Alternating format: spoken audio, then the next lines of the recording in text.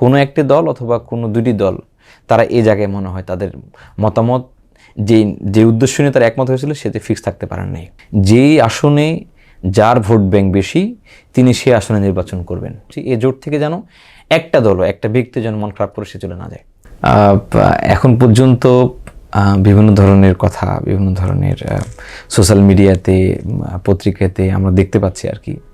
তো এক ধরনের ভাঙনের সুর তৈরি হয়েছে, বিশেষ করে চরমোনাইয়ের যে দল রয়েছেন ইসলামী আন্দোলন বাংলাদেশ, সে সাথে বাকি যে জোটের আসন সমঝোতা নিয়ে একটু দর কষাকষি নিয়ে একটু এই সমস্যা হচ্ছে। এখানে শুরু থেকে একটা বক্তব্য সবাই দিয়েছিলেন যে যেই আসনে যার ভোট ব্যাংক বেশি তিনি সে আসনে নির্বাচন করবেন। যদি এমনটাই হয়ে থাকে তাহলে তো আমার জানা মতে এখানে কোনো ফ্র্যাকশন অথবা কোনো ধরনের ভুল বোঝাবুঝি অথবা দল থেকে জোট থেকে বেরিয়ে যাওয়ার মতো কোনো ধরনের ইস্যু তৈরি হওয়ার কথা না।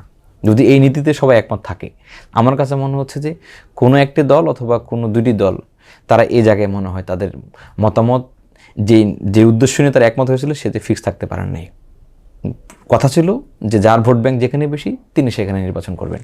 এই জায়গায় স্থির থাকতে পারছে না বলে সমস্যাগুলো সংকট তৈরি হয়েছে। তারপরে আমার মনে হয় এখন পর্যন্ত যতদূর হয়েছে যা শুনছি আমরা, সেক্ষেত্রে জোট থেকে ইসলামী আন্দোলন বা অন্য কোনো দল বের হয়ে যাওয়ার খুব সম্ভাবনা বেশি নাই।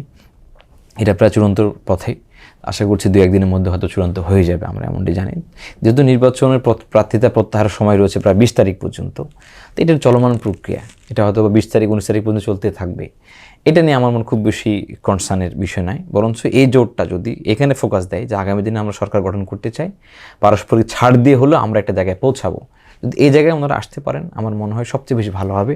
এবং আমরা যারা ইয়াং জেনারেশন আছি সে দেশব্যাপী আমরা এমনটা প্রত্যাশা করছি, এই জোট থেকে যেন একটা দল একটা ব্যক্তি যেন মন খারাপ করে সে চলে না যায়, পারস্পরিক সমঝোতা করে পারস্পরিক আলোচনা সাপেক্ষে যেটি সর্বোচ্চ ভালো হবে, যেটা করলে সরকার গঠন করা সম্ভব হবে, এরকম জায়গায় তারা পৌঁছাক, এটা মূলত আমরা চাই। ইউএফটি ফার্স্টের সাথে ট্রেড করুন যে কোনো জায়গা থেকে, ক্যাম্পাসে ক্লাসের ফাঁকে, ঢাকার জ্যামে বসে কিংবা ঘরে বসে। ট্রেডিং এখন হাতের মুঠোয়, তাই ট্রেড করুন যখন খুশি যেখানে খুশি।